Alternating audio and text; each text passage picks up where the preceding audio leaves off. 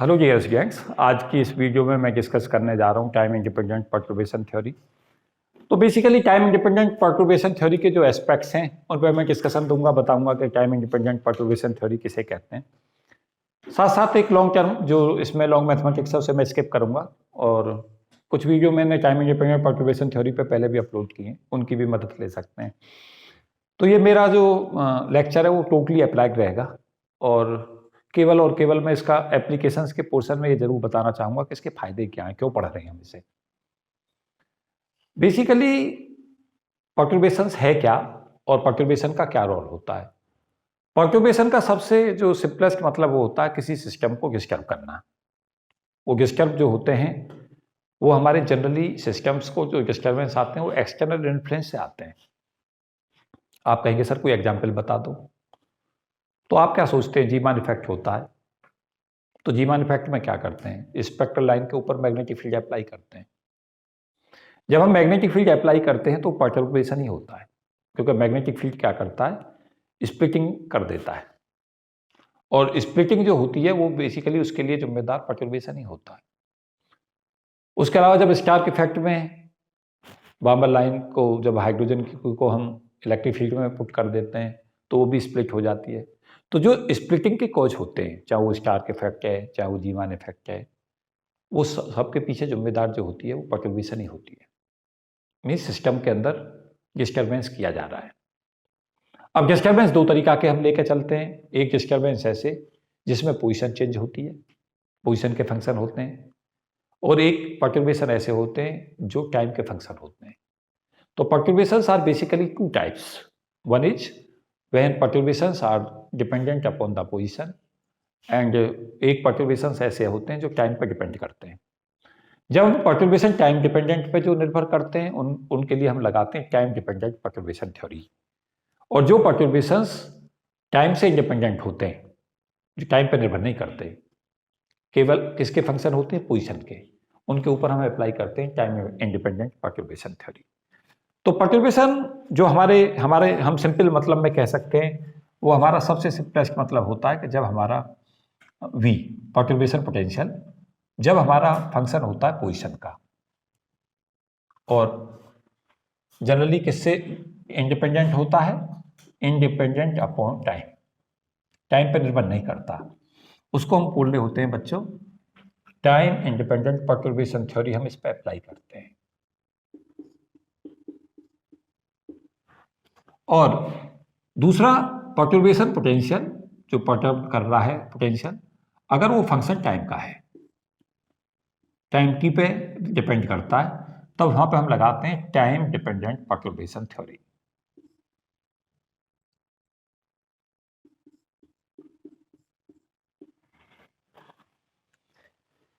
Basically ये पर्टर्बेशंस जो आते हैं वो दो तरीका के हो सकते हैं मेजर तौर पे, हो तो और भी तरीका के सकते हैं, लेकिन मेजर तौर पे दो तरीका के होते हैं। एक होता है इंटरनल डिस्टर्बेंस और एक होता है एक्सटर्नल डिस्टर्बेंस। पर्टर्बेशंस का जो मतलब होता है वो डिस्टर्बेंस ही है, लेकिन वो किस तरीका से हो सकता है, या तो इंटरनल कारण हो सकते हैं उसके डिस्टर्बेंस के, या एक्सटर्नल कारण होते हैं। जनरली जो हम पढ़ के चल रहे होते हैं वो हमारे कारण जितने भी हम डिस्कस कर रहे होते हैं वो एक्सटर्नल पर्टर्बेशन को डिस्कस कर रहे होते हैं। आपसे पूछता है पर्टर्बेशन क्या है, तो पर्टर्बेशंस को आप बताएंगे कि पर्टर्बेशन डिस्टर्बेंस है जो सिस्टम को डिस्टर्ब करते हैं। अब इस पे ये चीजें तो हमें मूलभूत तौर पर पता हूं, इसमें हमारे लिए एक बहुत ही महत्वपूर्ण फॉर्मूला क्या हो जाता है उसे मैं सबसे पहले डिस्कस करूंगा।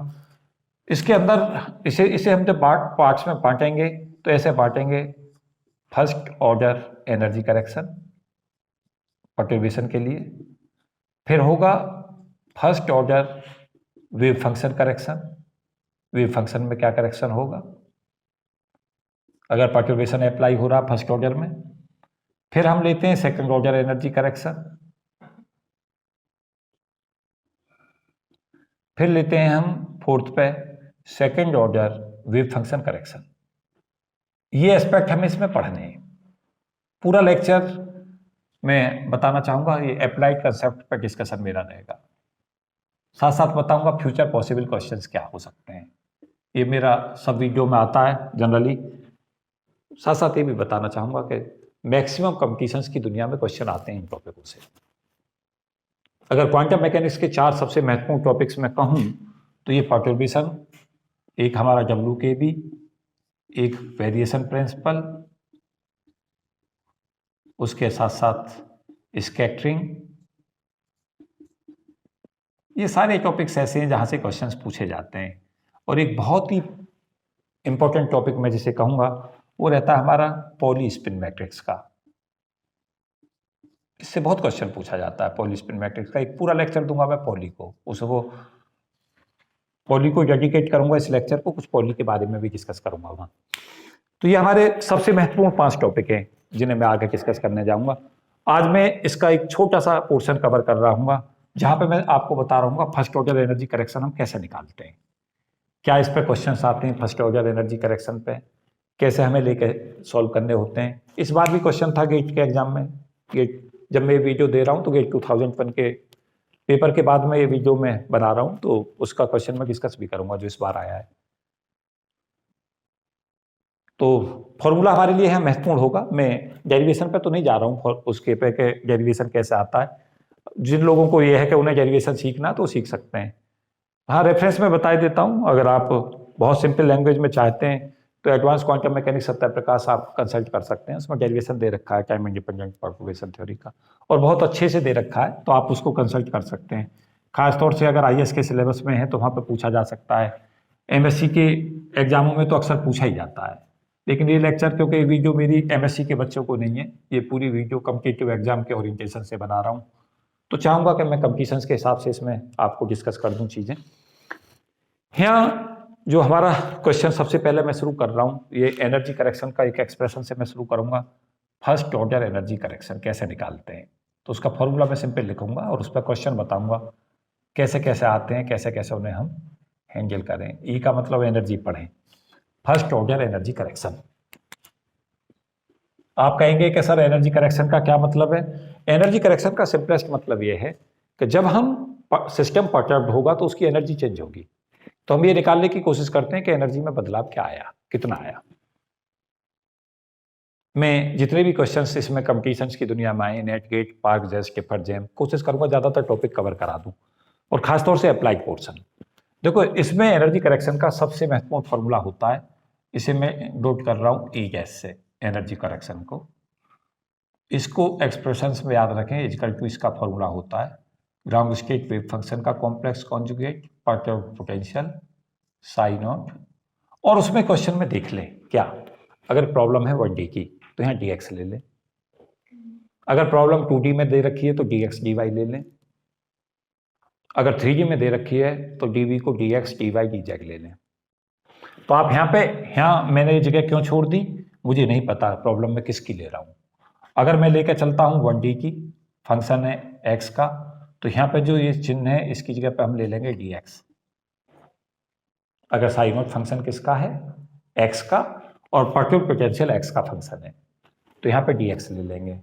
अगर हमारा 2D है, वेव फंक्शन हमारा जो बन के आ रहा है वो dx dy का है, तो 2D में dx dy ले लेंगे। हो सकता है वो dx dy ना ले, मोशन को xy प्लेन में ना ले के y में ले ले, तो वहाँ dy dz ले लेना। ये तो हमारा कहाँ, ये तो xy प्लेन के लिए हो गया। और dy dz कहाँ लगाओगे, अगर मोशन yz में होती है, और dx dz कहाँ लगाओगे जब xz प्लेन में मोशन हो रही है। मेरी बात को समझ पा रहे हैं नहीं। उसके अलावा हमारे पास प्रॉब्लम किस में हो सकती है, 3D की। इस तीर का मतलब समझा रहा हूँ, जो यहाँ पे मैंने खाली जगह छोड़ी है, इसमें क्या लिखोगे, यहाँ पे यहाँ ये लगा दिया देखो मैंने, जिससे आपको क्या पता चल जाए कि ये जो जगह छोड़ी है इसके लिए छोड़ी है। 3D में जाओगे तो क्या लोगे, dx dy dz।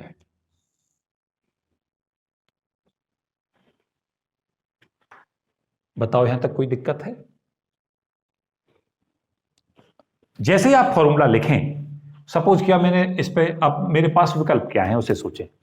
हमारे पास एक फॉर्मूला हमें पता चला। आपका अगला काम आपके दो काम हो सकते हैं इस फॉर्मूले को पता चलने के बाद। क्या क्या आप इस पे जाएं कि इसका डेरिवेशन क्या है। जो इस पर डेरिवेशन पे जाना चाहते हैं वो कहेंगे वो स्टूडेंट होंगे एमएससी के, उन्हें चाहिए डेरिवेशन, वो करें। कंप्यूटर्स को बिल्कुल डेरिवेशन की जरूरत नहीं है, उन्हें केवल ये फॉर्मूला याद रखना है। वो याद रखें कि 1t आएगा तो dx लेना है, 2t आएगा तो हम ये लेंगे। और बच्चों एक चीज और भी याद रखें कि कई बार क्वेश्चंस के अंदर क्या होगा, कोई जरूरी नहीं है कि परटर्बेशंस हमारा फंक्शन जो दे वो कार्टेशियन कोऑर्डिनेट में दे, पोलर में दे सकता है।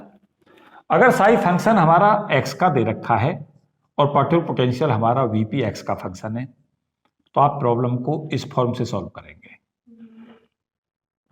अगर हमारा साई फंक्शन एक्स वाई का है और पर्टिकुलर पोटेंशियल हमारा एक्स वाई का फंक्शन है, तो आप साई एक्स यहाँ पे वैल्यू ले लेंगे और यहाँ पे वीपी की वैल्यू यहाँ पे रख देंगे और यहाँ जो ये जगह हमने छोड़ी है उसे डी एक्स डी वाई ले लेंगे।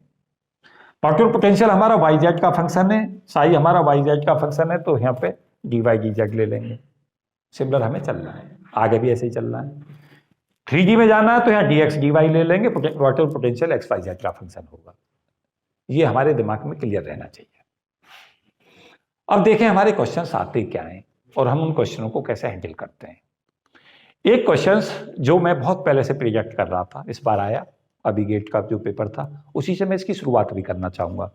सबसे पहले जो डिस्कस करना चाहूंगा वो इसमें गेट 2001 का लेटेस्ट क्वेश्चन डिस्कस करना चाहूंगा।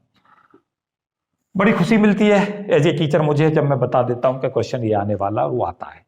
इस बार भी ऐसा ही हुआ। पर्टर्बेशन पोटेंशियल का अगर तुम मेरी पुरानी वीडियो देखोगे तो उस पर मैं बहुत पहले प्रोजेक्ट कर चुका था ये क्वेश्चन आएगा, और वो आया। क्या क्वेश्चन के अंदर दिया, बिल्कुल ऐसे ही बनाया उसने क्वेश्चन कि इस तरीका से पार्टिकल बॉक्स के अंदर छोड़ा और पर्टर्बेशन पोटेंशियल का कर्व खींच दिया ऐसे। यहाँ इस वैल्यू को कह दिया ये वैल्यू V नॉट है। यहां पे पोटेंशियल पर्टर्बेशन पोटेंशियल की वैल्यू 0 और यहां पे पोटेंशियल x बराबर L पे पोटेंशियल जो था वो V नॉट था। ये x बराबर 0 पे था और इसमें पूछा फर्स्ट ऑर्डर एनर्जी करेक्शन निकालिए कि इस पर्टर्बेशन के कारण एनर्जी करेक्शन क्या होगा। एक चीज सदा याद रखना है। क्या याद रखना है? सबसे महत्वपूर्ण हमारे लिए यह होता है कि हमें पहले पर्टर्बेशन पोटेंशियल की वैल्यू पता हो जो सिस्टम को डिस्टर्ब कर रहा है। तो यहां पे जो सिस्टम को डिस्टर्बेंस अगर हम देखें तो कौन सा पोटेंशियल बन के आएगा, वीपी नॉट की वैल्यू अगर हम V naught x upon L ले लेंगे तो हमारी ये कंडीशन पूरी हो जाएगी। देखो कैसे हो गई, जब हम एक्स की वैल्यू को 0 कर देंगे तो वीपी 0 आ जाएगा, रख ले हैं, और जब x की वैल्यू को L ले लेंगे तो Vp की वैल्यू V नॉट होगी। तो क्वेश्चन हमारा पर्टर्बेशन पोटेंशियल हमें V not x upon L लेना चाहिए। वहां सोचना पड़ेगा, सोचना इतना ही तो सोचवा रहा था क्वेश्चन में कि आप पर्टर्बेशन पोटेंशियल क्या लें। उसने तो कर्व खींच दिया, यहाँ पे वैल्यू V नॉट बता दी, x बराबर L पे पर्टर्बेशन पोटेंशियल की है 0 बता दी, और फिर कह दिया कि आप क्वेश्चन सॉल्व कीजिए। तो उसने बेसिकली है सोचवा दिया। अब आप ये ना सोचें कि V naught x upon L आ गया तो अब तुम्हारा काम खत्म हो गया। मैं जैसे ये क्वेश्चन आ गया तो मैं आगे सोचूंगा, क्या सोचूंगा कि हमारा जो पोटेंशियल है, और देखो मैं तुम्हें बताऊं कैसे क्वेश्चन बदलते हैं, कैसे ट्विस्ट होता है क्वेश्चन में। आगे तुम्हें मैं आगे के क्वेश्चन प्रिडिक्ट कर दे रहा हूं क्या आएंगे। आगे क्वेश्चन पूछेगा वीपी की वैल्यू दे दी V naught X square upon L square.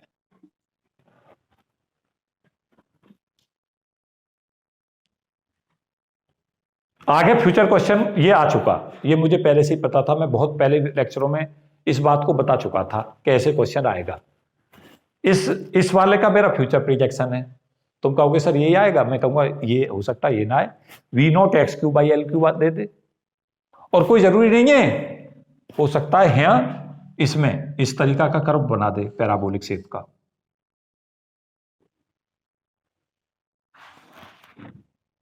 तो क्या होगा, और बता दे कि इधर तो कर्व जो है वो x बराबर 0 पर वीपी 0 है, इधर वी नॉट हो जाता है, और शेप दे दी पैराबोलिक। तब हमें पोटेंशियल ये लेना पड़ेगा। भाई अगर ध्यान तो मेरी बात पर, देखो कैसे हमसे गलती होती है। तुम सोचोगे x बराबर है इसमें लगा दें, तब भी वीपी वी नॉट बन गया। और x 0 ले लोगे तब भी वीपी 0 हो गया। लेकिन यहाँ ये भी तो देखो कि स्ट्रेट कर्व है, स्ट्रेट लाइन कर्व है, तो वी जो हमारा जैसे जैसे x बढ़ रहा है उस तरीका से परटर्बेशन पोटेंशियल बढ़ रहा है, तो हम लीनियर कर्व भी तो लेंगे। लेकिन अगर यहां पे उसने बना दिया इस फॉर्म में कर्व, अभी पैराबोला हो गया। सो रहे हो जग रहे हो? अब क्वेश्चन बदल गया, आपका पोटेंशियल आप ये नहीं ले सकते, अब इस फॉर्म में जाओगे। अब उस पे कर्व के साथ तो ऐसे क्वेश्चन बनना है, और हो सकता है वो परटर्बेशन पोटेंशियल यहां पे V naught x Q upon L Q ले ले, कुछ भी ले सकता है। जब तुम ये सोचना शुरू कर दोगे कि क्या सर यही लेगा, मैं कहूंगा नहीं, मेरे पास तो स्कोप ही स्कोप है। मैं कहूंगा मैं तो नहीं दे रहा, मैं तो कह रहा हूं वीपी की जो वैल्यू है वो V naught sine pi x upon L ले रखी है उसने। बन गया क्वेश्चन। अब मैं इस क्वेश्चन को पता क्या करता जा रहा हूं, मैं परटर्बेशन पोटेंशियल खुद क्रिएट करता रहूंगा। अब तुम कहोगे कि क्या क्वेश्चन सर यह कंप्लीट हो गए? नहीं। वीपी बराबर V naught cos pi x upon L, VP बराबर V naught sine square pi x upon L. इतने सारे क्वेश्चन है, इसके ऊपर कितने बनाते रहो,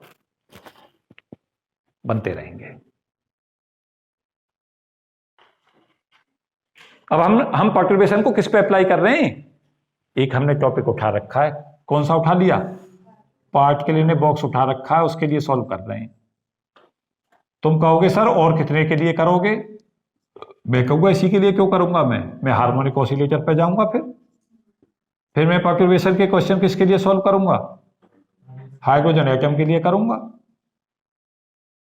HY का मतलब तुम मत लिखना, हाइड्रोजन ही लिख लेना तुम, हार्मोनिक ऑसिलेटर सब पे बनाऊंगा। और फिर उनके लॉन्ग ट्रिक, शॉर्ट ट्रिक, सब तरीका के क्वेश्चन सॉल्व कर तुम्हें दूंगा। कभी कैसे क्वेश्चन बनेंगे, क्या आ चुके हैं। मुझे ये क्वेश्चन ने कोई बहुत ज्यादा प्रभावित नहीं किया जब एग्जामिनर ने पूछा। तुम कहोगे सर क्यों नहीं किया? क्योंकि मुझे पता था कि ऐसा क्वेश्चन आएगा और फिर से आएगा। अब भी अगर ये क्वेश्चन एग्जामिनर पूछता V naught X square by L square और वीपी और एक्स कर्व खींच देता, तो मुझे वो भी प्रभावित नहीं करेगा। तुम कहोगे सर क्यों? क्योंकि मुझे पता है ऐसे ही क्वेश्चन आने वाले हैं आगे। लेकिन कई बार ऐसा भी कर सकता है कि परटर्बेशन पोटेंशियल में V naught sine pi x upon L है, हो सकता है साइनसोइडल कर्व खींच दे परटर्बेशन पोटेंशियल का, और उसमें बता दे कि एक्स की वैल्यू इतने पे वीपी इतना बन जाता है, इतने पे इतना बन जाता है। तो फिर तुम्हें जो कर्व दे रखा है उससे परटर्बेशन पोटेंशियल खुद बनाना पड़ेगा। कम समझे बात। अब जैसे वो कहता है कि एक हार्मोनिक ऑसिलेटर में परटर्बेशन पोटेंशियल ऐसे वेरी कर रहा है, अभी साइन स्क्वायर कर्व है। अब आप साइन स्क्वायर कर्व लेके चलेंगे क्वेश्चन को सॉल्व करने। अगर वो कहता है ऐसे चल रहा है, अभी साइन कर्व है, यहां से ना लेके, जीरो से ना लेके यहां से शुरू कर दे तो कोसाइन है, तो क्वेश्चन तो बनता रहेगा ना। समझो, मैं तो क्वेश्चन क्रिएशन समझाता हूं, क्वेश्चन कैसे क्रिएट होते हैं। आप एक चीज सदा याद रखें, अगर क्वेश्चन क्रिएट नहीं करते, क्वेश्चन के बारे में आपका दिमाग हलचल नहीं करता, तो कंपटीटिव दुनिया में बहुत ज्यादा चांस है कि आप फेल हो जाओगे। कंपटीशंस जो चल रहे हैं, जो बच्चे क्वालिफाई करते हैं, उनका एक ही मंत्र होता है सिलेक्शन का, और वो मंत्र क्या जाता है? क्वेश्चंस की प्रैक्टिस और नए नए क्वेश्चन का क्रिएशन। क्वेश्चन क्या आया है, ऐसे आएगा तो कैसे करें, ऐसे आएगा तो कैसे करें, चलता रहेगा। तुम सोच रहे होगे कि सर ये क्वेश्चंस तो पार्ट के लिए 1D बॉक्स के हैं। मैं कब कह रहा हूं? मैं तो यहाँ 1D का आया क्वेश्चन तो मैं 1D कराने लग गया, फिर मैं परटर्बेशन के क्वेश्चन 2D बॉक्स में, पार्ट के लिए बॉक्स में ले जाऊंगा, 3D बॉक्स में ले जाऊंगा। तुम क्या सोच रहे हो यहाँ क्वेश्चन बनेंगे ही नहीं, इस पे अलग बन जाएंगे। हार्मोनिक ऑसिलेटर पे भी फिर मैं परटर्बेशन के पता कितने क्वेश्चन लूंगा? 1D अलग, 2D अलग, 3D अलग। यहां पे परटर्बेशंस में 3 अलग अलग लूंगा। जब परटर्बेशन मेरा आर का फंक्शन होगा, जब मेरा परटर्बेशन थीटा का फंक्शन होगा, जब मेरा परटर्बेशन फाई का फंक्शन होगा। या वीपी फंक्शन आर थीटा का होगा, और जब वीपी फंक्शन मेरा थीटा फाई का होगा, और जब मेरा VP function R theta phi का होगा। और ऐसे क्वेश्चन दूंगा जो हिंदुस्तान में नहीं, पूरे वर्ल्ड में कहीं मिलेंगे ही नहीं। लेकिन तुम्हें क्या करना होगा, उनको सोचना है पहले से ही। जब पार्टिकल 1D बॉक्स आया, उसने लीनियर फंक्शन दिया है, तो आप समझदारी से काम लेना। लीनियर के बाद उसके पास स्कोप ढूंढना, क्या है, स्क्वायर फंक्शन, क्यूब फंक्शन, यही तो स्कोप है। पावर 4 फंक्शन, या परटर्बेशन साइन के फंक्शन हो, कोसाइन के फंक्शन हो, साइन स्क्वायर के फंक्शन हो, कॉस स्क्वायर के फंक्शन हो, एक वो फॉर्म में। और अगर आप पीछे जाके देखोगे ना, तो तुम्हें लगातार क्वेश्चन मिलेंगे इस पैटर्नों पर।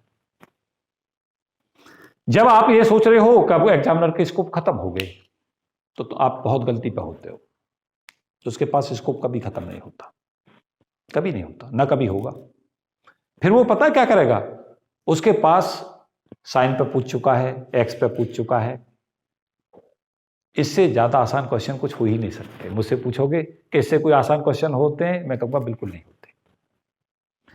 फिर पूछेगा आपसे ग्राफ डेल्टा पोटेंशियल के क्वेश्चन, जो मैं एक लेक्चर पे दे रहा हूँ, जहां मैं ग्राफ डेल्टा पोटेंशियल पे क्वेश्चन समझा रहा हूँ तुम्हें। क्या बेहतरीन क्वेश्चन है ग्राफ डेल्टा पोटेंशियल पे, और जब परटर्बेशन ग्राफ डेल्टा का फंक्शन होता है, और इतने वंडरफुल क्वेश्चन आते हैं वहां से, बहुत ही अच्छे अच्छे क्वेश्चन। फिर परटर्बेशन पोटेंशियल में जब वो साइन पूछ चुका है पार्टिकल इन बॉक्स के लिए, जब वो लीनियर पूछ चुका है, तो आप फिर से सोचना शुरू करो, साइन के बाद उस पर स्कोप क्या है। साइन पर बहुत स्कोप है, कॉस पूछ ले, sine square x cos x दे दे perturbation potential, sine x cos square x दे दे, sine cube x cos x दे दे, बनाता रहेगा क्वेश्चन। एक तरीका। लेकिन आप टाइम इंडिपेंडेंट परटर्बेशन थ्योरी लगा रहे हैं, तो ये याद रखें कि perturbation function X Y Z के होंगे, या आर थीटा फाई के होंगे। अब उस पर आगे स्कोप क्या बना, एक तो उस पर स्कोप बनता है कि ग्राफ डेल्टा पोटेंशियल के परटर्बेशन के क्वेश्चन पूछ ले। आज तो मैं नहीं डिस्कस कर रहा, लेकिन करूंगा तो मैं लेक्चरों में। कुछ परटर्बेशन पे ऐसी मेमोरियल वीडियो इस बार मैं देने वाला हूं कि आप खुद देखोगे कि वो क्वेश्चन एग्जामिनर कितने स्कोपों पे जाकर क्वेश्चन बना सकता है, मैं सब पे कवर कर दूंगा अभी। तो मैं खुद ये लगने लगेगा कि सर ने कोई आयाम शायद ही छोड़ा होगा जहां क्वेश्चन सर ने ना बता दिया कि यहां से ये आ सकता है। मुझे एक चीज पता नहीं होती, मैं तुम्हें फिर से बता रहा हूं, क्या नहीं पता होता और क्या पता होता है। मुझे एक चीज पहले से पता होती है कि एग्जामिनर अब कहां जाएगा, लेकिन क्या नहीं पता होता उसे भी सुन लो। मुझे ये नहीं पता होता कि उसमें वो वेरिएशन, अब जैसे मुझे पता है इसके पास परटर्बेशन पे ये क्वेश्चन आ चुका है, इस पे क्वेश्चन, या तो अब इस पे जाने वाला है वो, या इस पे जाने वाला है, या ग्राफ डेल्टा पोटेंशियल पे जाने वाला है। साइन एक्स पे क्वेश्चन पूछ चुका है, तो मुझे पता या तो साइन स्क्वायर पे जाएगा या कॉस स्क्वायर पे जाएगा, या फिर उसके पास ग्राफ डेल्टा पोटेंशियल का क्वेश्चन रहेगा जो अभी पूछा नहीं गया, लेकिन मुझे बहुत उम्मीद है कि उस पर क्वेश्चन आने वाले हैं। एक फॉर्म। फिर दूसरी फॉर्म में तुम्हें बताता हूं उस पर क्या स्कोप है। वो परटर्बेशन पोटेंशियल 1D बॉक्स में क्यों देगा, वो 2D बॉक्स में शुरू कर देगा। यहीं पे क्या देना शुरू करेगा, परटर्बेशन पोटेंशियल में दे देगा कि वीपी की value V naught up x by L है plus V naught Y upon L है।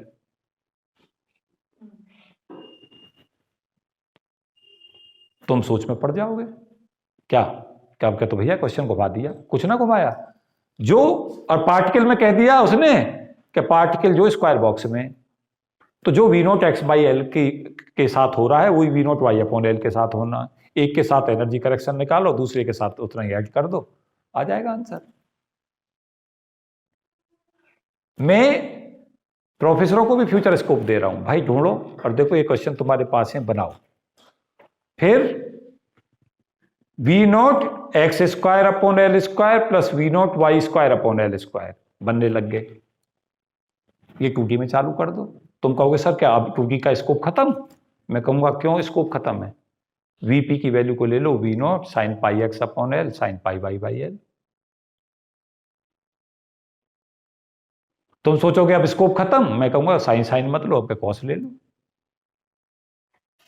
फिर तुम कहोगे आगे स्कोप दो सर, मैं कहूंगा साइन स्क्वायर एक्स में रख लो, कॉस स्क्वायर वाई में ले लो, फिर से क्वेश्चन ले लो। बाद में तुम्हें पता चला कि एग्जामिनर के पास स्कोप छोड़ दिए गए। एग्जामिनर को तो ये कह दिया गया भाई यहां से पूछ लो। तुमसे क्या कह दिया गया कि एग्जामिनर ये पूछ सकता है भाई, तैयार रहो। तो दोनों को मौके हैं, उसको भी मौके हैं, तुम्हारे पास भी मौके हैं। जब तुम्हारा ये काम पूरा हो जाए, अभी देखो कहां कहां घूम रहा है एग्जामिनर और हम तुम्हें कहां तक ले गए। तुम कहोगे सर के क्या यहां पे काम खत्म हो जाएगा? मैं कहूंगा नहीं। फिर परटर्बेशन पोटेंशियल 3D बॉक्स पे जाओ, वहां पे पोटेंशियल ले लो V0 x upon L plus V0 y by L plus V0 z upon L.